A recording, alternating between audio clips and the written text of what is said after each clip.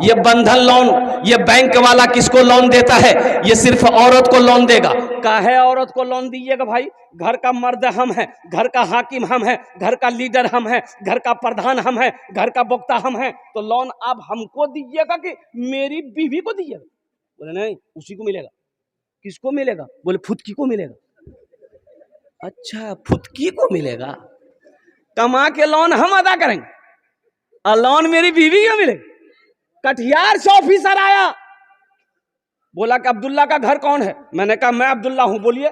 बोला आपसे काम नहीं है, आपका बीवी कहां? बोले मेरी बीवी घर में है। बोला बुलाइए। हो बाबा, हमसे काम नहीं, मेरी बीवी से काम। ये कौन चक्कर है भाई? बोला कि लोन देना है उसको, और लोन देना है मेरी बीवी को। 30,000 रुपया 35,000 रुपया लोन मेरी बीवी को देना है। और मुसलमानों सुनो, पूरे हिंदुस्तान के अंदर में इस्लाम को बदनाम करने की साजिशें रची जा रही है। या औरतों को लोन क्यों दिया जा रहा है, मर्दों को लोन क्यों नहीं दिया जाता? इसकी वजह है वो ऑफिसर आता है, मेरी बीवी के लिए गैर महरम है कि नहीं है वो? अरे बोलो भाई, गैर महरम है कि नहीं? गैर महरम से बात करना जायज है? ये हमारे इस्लाम में, मजहब इस्लाम में कोई भी गैर महरम औरत से बात नहीं कर सकता। ना औरत बात कर सकती है, ना मर्द बात कर सकता है। वो ऑफिसर होगा, वो अपने घर का होगा, वो प्रधान मैनेजर होगा, अपने घर का होगा। वो मेरी बीवी से बात करेगा, वो मेरी बहन से बात करेगा, वो मेरी माँ से बात करेगा। उसकी औकात नहीं है, उसके पैसे पे मैं थूकता हूं। जब पैसा ले लिए, 35,000 रुपया मेरी बीवी को मिल गया।